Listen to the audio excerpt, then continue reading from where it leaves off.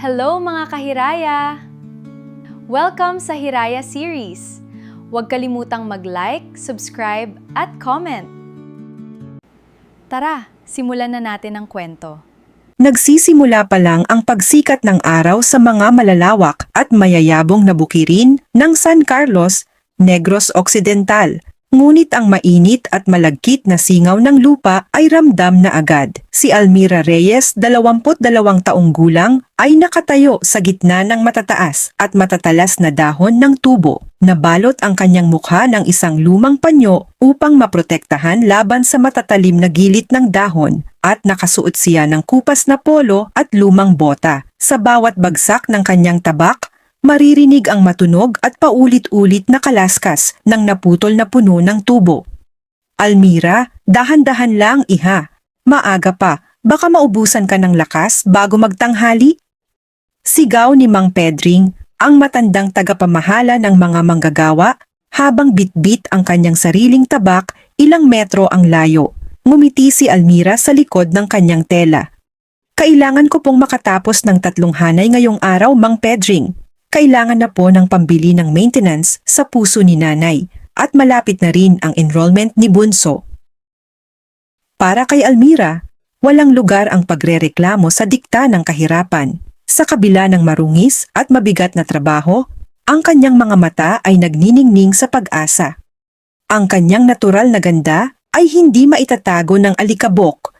May mga matang kulay kape, makapal na pilik mata, at kutis na kayumanggi ay napakakinis dahil sa likas na pangangalaga. Sa kabilang dako ng probinsya, sa tahimik at aspalto ring kalsada na nagdudugtong sa mga bayan, mabilis na tumatakbo ang isang matte black na Porsche Siam, isa-isa GT 3 RS. Sa loob nito ay si James Harrington, ang 26 na taong gulang na sikat na Formula 1 racer at tanging tagapagmana ng Harrington Global, isang milyonaryong kumpanya na nakabase sa London at Maynila. Si James, na may dugong British at Pilipino, ay umuwi sa Pilipinas upang pansamantalang takasan ang nakakasakal na mundo ng showbiz, ang sunod-sunod na press conference, at ang matinding presyon mula sa kanyang pamilya kasunod ng magulo nilang hiwalayan ng kanyang ex-fiancé na si Amelia Alejandro, ang international na supermodel.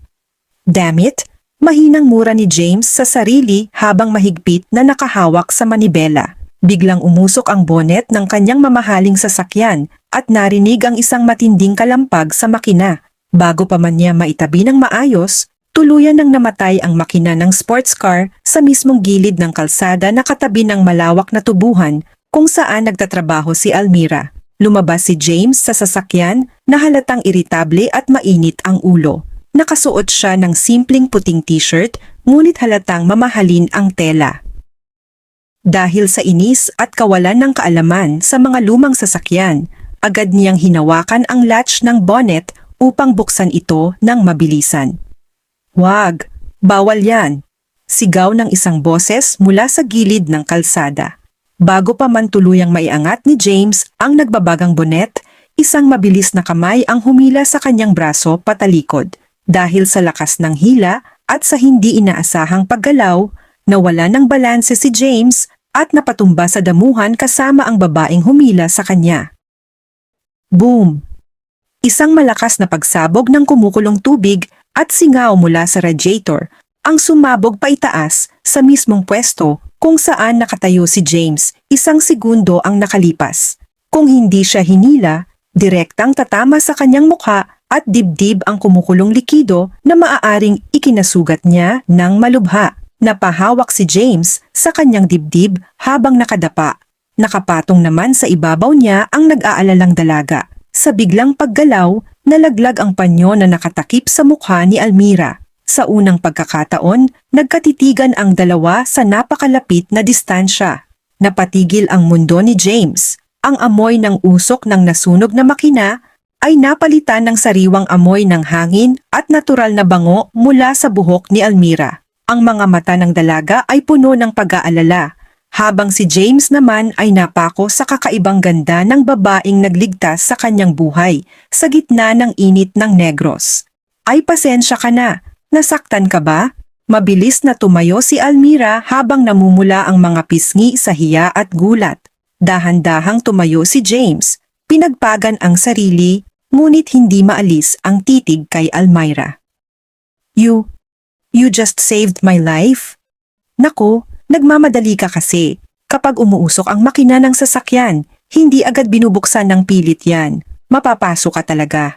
Seryosong pangaral ni Almira habang pinupunasan ang alikabok sa kanyang kamay. Ako nga pala si Almira. Ikaw, bakit ka nagpapatakbo ng ganyang kabilis sa masikip na kalsada dito sa probinsya? Inabot ni James ang kamay ng dalaga. Isang bihirang ngiti ang gumuhit sa kanyang labi. Isang ngiting matagal na niyang hindi na ipapakita sa kahit kanino sa London o Maynila. I'm James, pagpapakilala ng binata, habang mahigpit na hinawakan ang kamay ng tabasador ng tubuhan.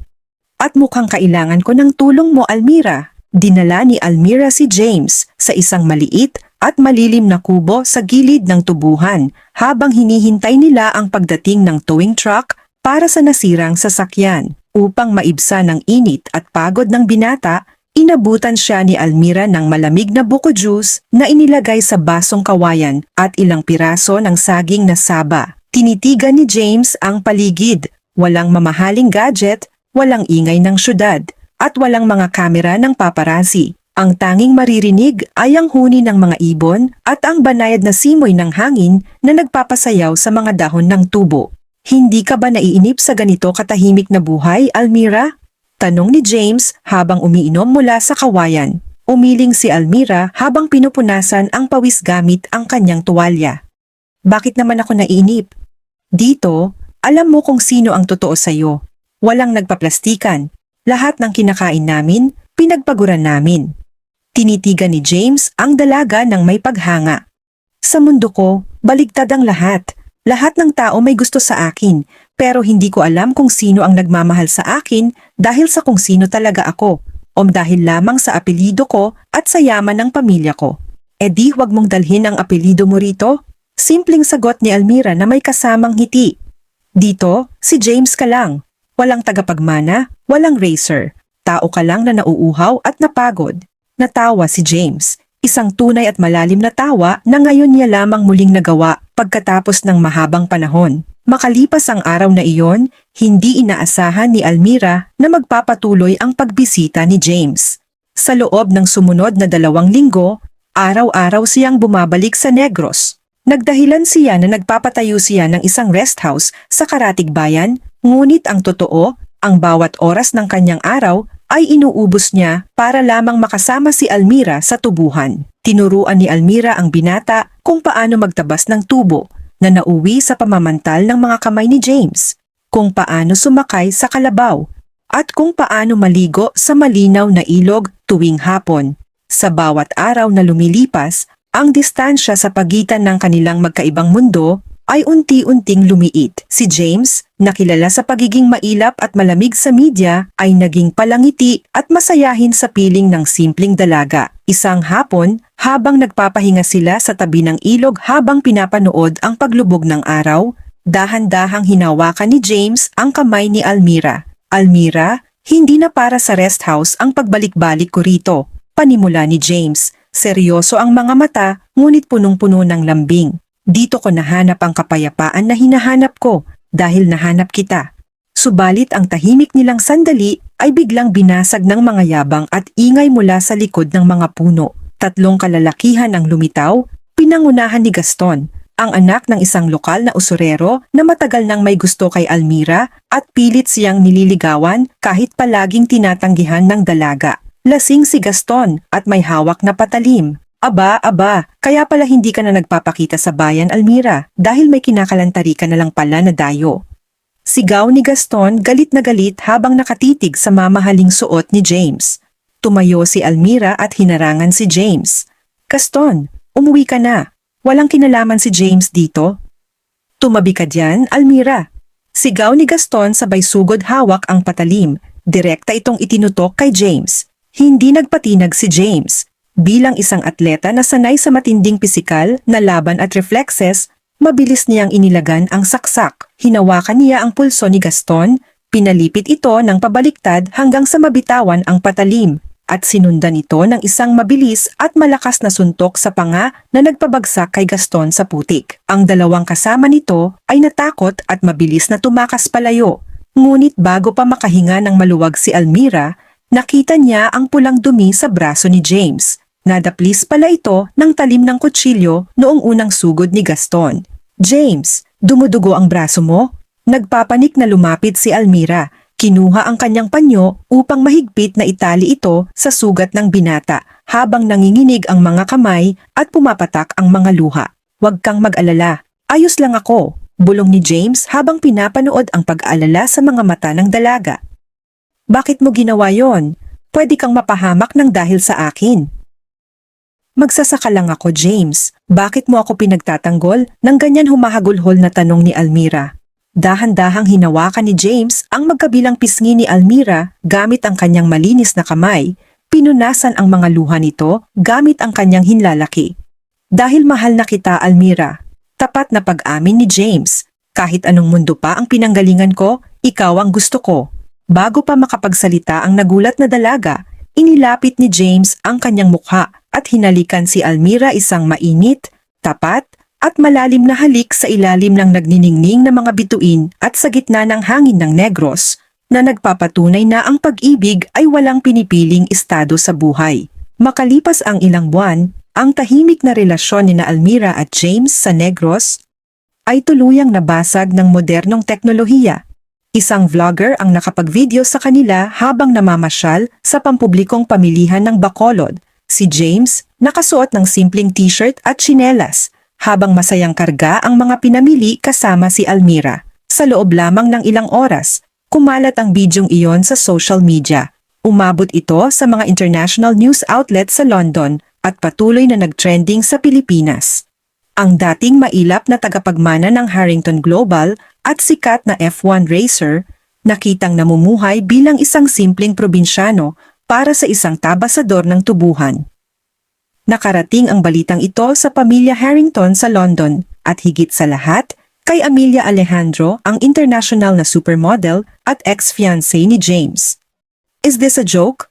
Galit na sabi ni Amelia habang nakatitig sa kanyang tablet sa loob ng isang mamahaling penthouse sa Paris. "He left me. He left his career. Para sa isang babae mula sa tubuhan? He is ruining the Harrington legacy, and he is making a fool out of me." Gamit ang kanyang impluensya at ang koneksyon sa pamilya ni James, gumawa si Amelia ng hakbang. Nag-organisa siya ng isang high-profile charity gala sa Bonifacio Global City sa Maynila at sa pilitang ipinatawag si James ng kanyang mga magulang upang dumalo bilang pangunahing panauhin at tagapagsalita. Upang patunayan na wala siyang dapat ikahiya kay Almira, nagpasya si James na isama ang dalaga sa Maynila. "Huwag kang mag-alala, Almira. Hinding-hindi kita iiwan sa tabi ko," pangako ni James habang sakay sila ng eroplano patungong Maynila. Ganap na 8:00 ng gabi nang dumating sila sa marangyang ballroom ng isang 5-star hotel sa BGC. Puno ang bulwagan ng mga kilalang negosyante, politiko at mga sikat na personalidad sa industriya ng fashion at media.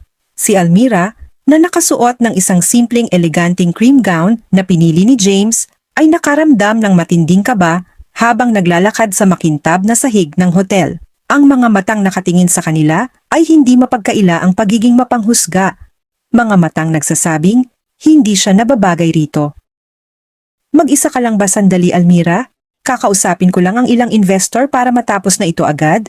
Paalam ni James na hinawakan ng mahigpit ang kamay ng dalaga bago ito iwan sandali para sa isang formal na pagbati sa mga board members.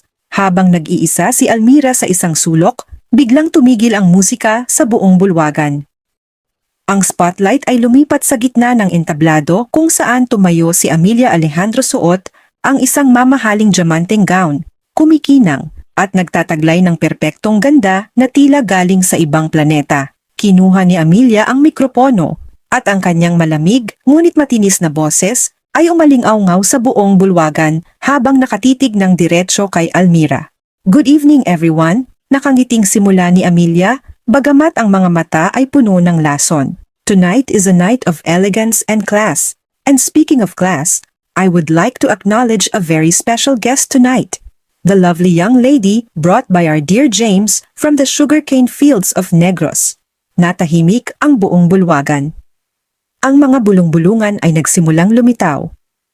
Let's give a round of applause to our little provincial Cinderella. Pagpapatuloy ni Amelia na may halong pangungutya. It's truly inspiring how James loves charity work these days, bringing someone who clearly belongs to the mud into a world of diamonds. Isn't it wonderful how grassroots training prepares someone to be a housekeeper? Nagtawanan ang ilang nasa malapit na mesa. Ang mga luha ay mabilis na namuo sa mga mata ni Almira. Naramdaman niya ang sobrang kahihiyan na para bang hinubaran siya ng dignidad sa harap ng libu-libong tao. Nanginginig ang kanyang mga labi at gusto na lamang niyang lamunin ng lupa sa sandaling iyon.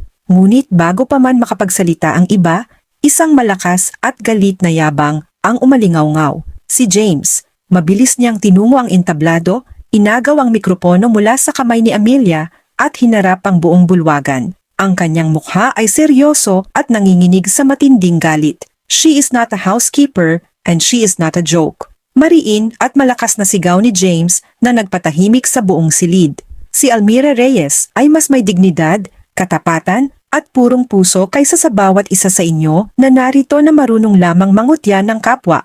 At kung ang mundong ito ay nag-aakalang ang yaman ang sukatan ng tao, isinusumpa ko mo sa inyo. Isinusuko ko ang buong pangalan at yaman ng Harrington para lamang sa kanya. Pagkatapos sabihin iyon, binitawan ni James ang mikropono, bumaba ng entablado, hinawakan ang nanginginig na kamay ni Almira at hinila ito palabas ng marangyang hotel. Subalit nang makarating sila sa labas ng gusali, dahan-dahang binawi ni Almira ang kanyang kamay mula kay James. Umiiyak siya ng husto, ang kanyang mga mata ay puno ng sakit at katotohanan. Tama na James, basag ni Almira sa katahimikan. Tama si Amelia, magkaiba ang mundo natin. Hanggang dito na lang tayo, tahimik ang buong biyahe pauwi ng Negros. Walang imik si Almira habang nakatanaw sa labas ng bintana ng eroplano. Ang kanyang mga mata ay mugto at tuyo na sa kakaiyak.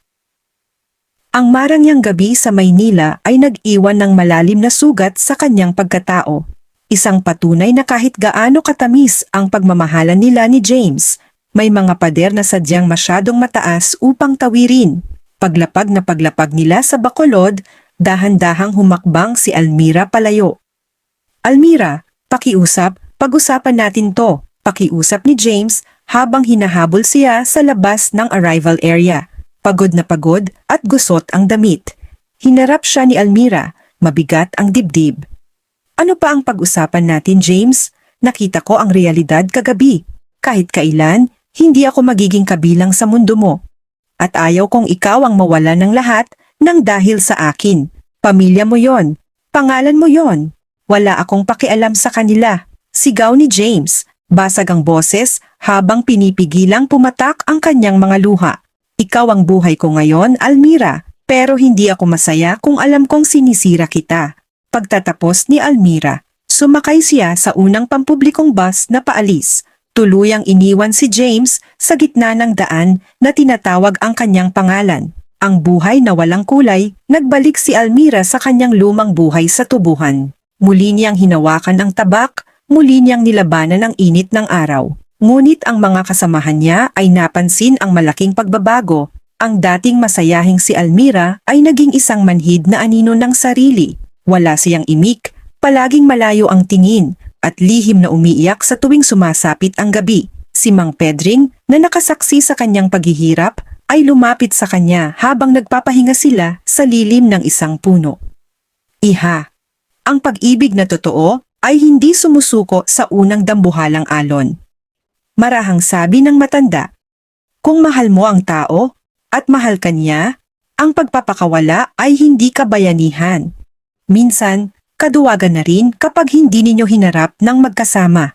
Tumango si Almira, ngunit ang takot na muling mapahiya sa harap ng mundo ay mas mabigat kaysa sa kanyang pag-asa. Sa kabilang banda, hindi sumuko si James. Matapos ang insidente, hinarap niya ang kanyang mga magulang at si Amelia sa isang pinal na pagpupulong sa kanilang opisina sa Maynila. Tinanggal niya ang lahat ng kanyang posisyon bilang tagapagmana at isinauli ang mga ari-arian na nakaugnay sa pamilya. Tinalikuran niya ang yaman para sa isang malinis na simula. Agad siyang lumipad pabalik ng Negros, bit-bit lamang ang kanyang mga damit, at ang determinasyong bawiin ang nag-iisang babaeng nagpatibok ng kanyang puso. Nang makarating siya sa kubo ni na Almira, sinabi ng kapitbahay na umalis ito patungo sa istasyon ng bus sa Kabayanan upang samahan ang kanyang kapatid na kukuha ng scholarship exam sa lungsod. Tumakbo si James. Sumakay siya ng motorsiklo at binagtas ang kalsada patungo sa terminal. Pagdating niya sa maingay at siksikang terminal ng bus, hinanap niya ang mukha ng babaeng bumihag sa kanyang buhay. Hiningal siya, pinagpawisan, ngunit hindi tumigil. Almira! Sigaw niya nang makita ang pamilyar na anino na paakyat na sa pintuan ng bus. Natigilan si Almira. Lumingon siya at sa gitna ng libu-libong pasahero, nakita niya si James. Wala na ang mamahaling relo, wala na ang kislap ng isang bilyonaryong racer, kundi isang lalaking handang maging dukha para lamang sa kanya. Tumakbo si James palapit at hinarangan ang pintuan ng bus. Huminto ang lahat ng tao sa paligid habang nakatingin sa kanila. Wala na akong yaman, Almira, hingal na sabi ni James, habang nakatitig ng diretso sa mga mata ng dalaga. Wala na akong pangalang ipagmamalaki sa kanila. Ang natitira na lang sa akin ay ang mga kamay ko na natutong magtabas ng tubo. At ang pusong ito na para lamang sa iyo. Huwag mo akong itaboy. Unti-unting namuo ang mga luha sa mga mata ni Almira.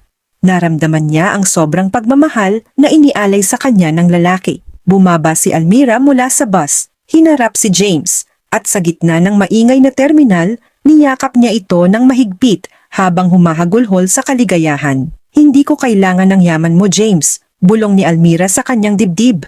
Basta't ikaw ang kasama ko, hinding-hindi na kita bibitawan.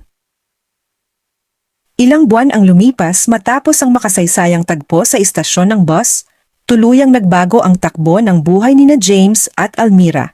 Pinatunayan ni James na ang kanyang desisyon ay hindi lamang panandali ang bugso ng damdamin. Gamit ang kanyang natitirang sariling ipon mula sa mga unang taon ng kanyang karera at ang kanyang talino sa negosyo, nagtayo siya ng isang malaking kooperatiba para sa mga magsasaka ng tubuhan sa Negros. Sa tulong ng proyektong ito, nabigyan ng tamang sahod, benepisyo at proteksyon laban sa mga mapang-abusong usurero, si Mang Pedring at ang libu-libong manggagawa sa bukid. Si James, na dating kilala sa mamahaling F1 cars, ay natutong magmaneho ng traktora at makisalamuha sa putik kasama ang mga lokal na magsasaka. Si Amelia Alejandro naman, matapos ang pampublikong iskandalo at ang pagtalikod ni James sa pangalan ng Harrington, ay nawala ng kredibilidad sa industriya ng fashion sa Europa. Ang kanyang pagmamataas ay naging mitsa ng kanyang sariling pagbagsak sa limelight. Pinili na lamang magtago sa ibang bansa dahil sa kahihiyan. Isang gabi, habang nakaupo sina James at Almira sa maliit na beranda ng kanilang bagong gawang simpleng bahay na gawa sa kahoy at konkreto malapit sa tubuhan, pinagmasdan nila ang tahimik na paligid. Ang simoy ng hangin ay malamig at puno ng tamis ng tubo. Hindi ka ba nanghihinayang minsan, James? Tanong ni Almira habang nakasandal ang ulo sa balikat ng binata.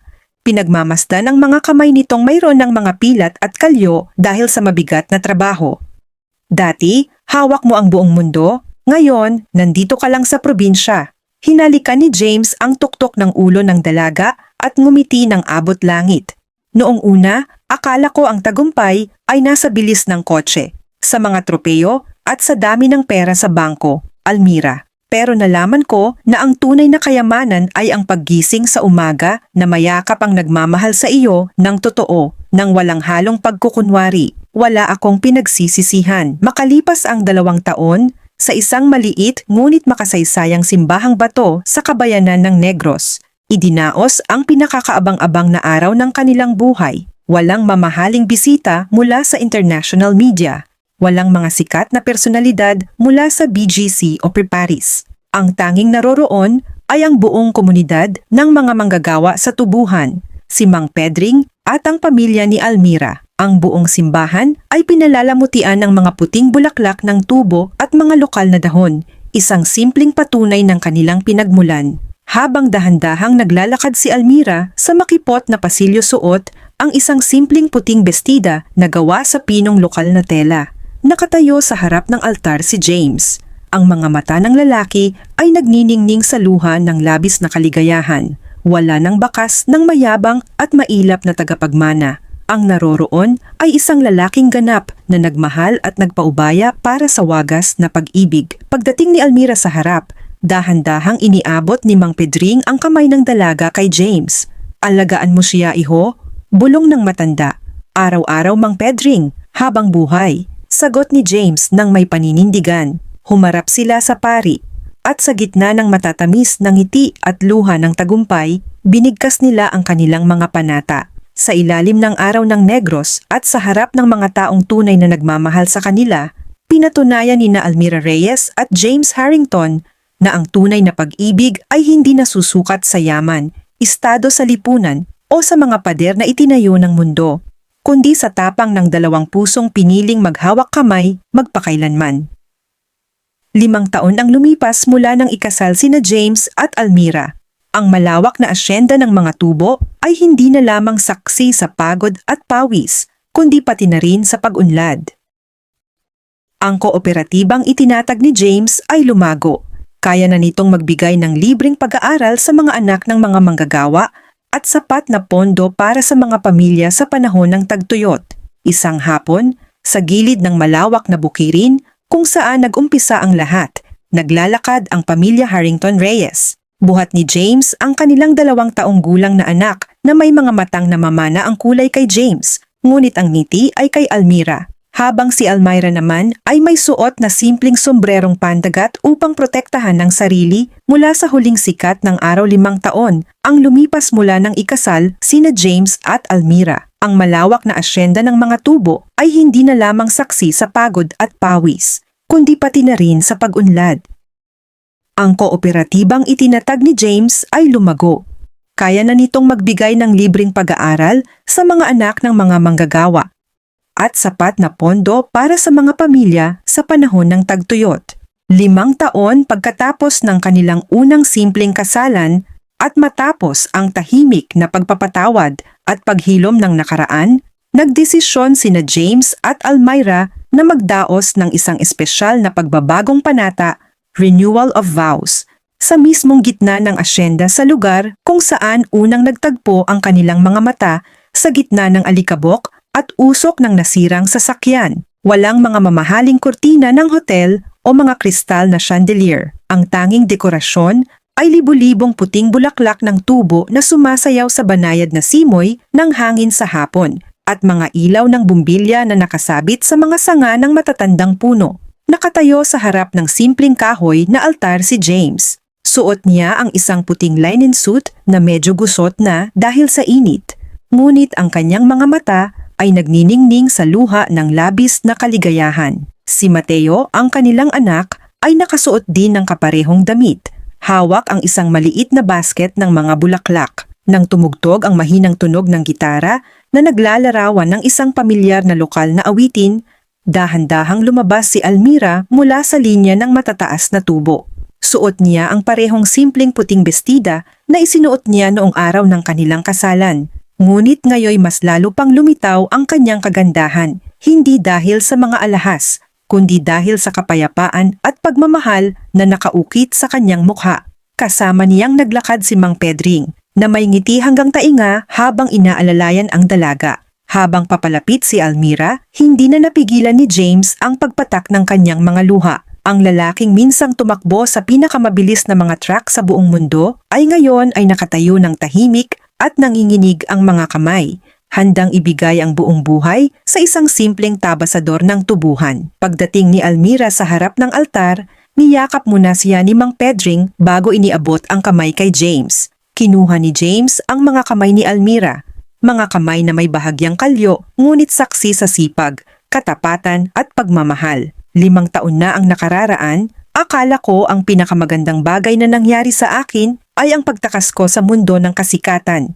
Basag ni James sa katahimikan, malalim at puno ng emosyon ang boses, habang nakatingin ng diretsyo sa mga mata ni Almira.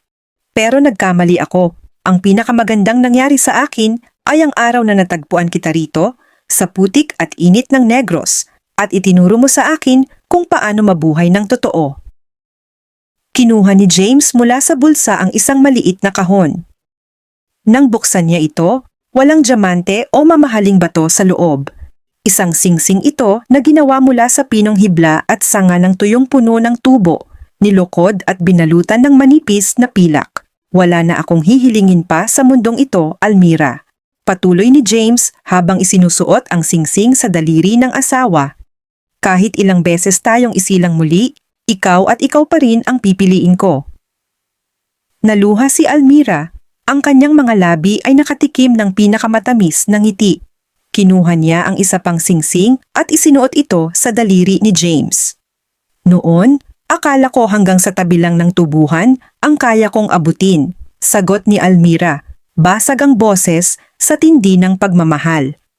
Pero dahil sa'yo, nalaman ko na ang pag-ibig ay walang hangganan, walang estado, at walang katapusan. Mahal na mahal kita. James Harrington. You may now kiss the bride. Nakangiting sabi ng nagkakasal na pastor. Yumuko si James at hinalikan si Almira ng may buong puso sa ilalim ng nagniningning na araw ng Negros, sa gitna ng mga taong nagmahal sa kanila ng totoo, habang si Mateo ay masayang pumapalakpak sa kanilang paanan. Habang sumasapit ang dapit hapon, ang buong asyenda ay napuno ng tugtugan, tawanan, at pagsasalo-salo sa mga simpleng pagkain na inihanda ng mga manggagawa. Si Amelia, na nanatili sa malayo sa simula ng seremonya, ay nagpadala ng isang simpleng basket ng puting rosas na may kasamang sulat. May your love continue to grow deeper than the roots of the sugarcane. Congratulations!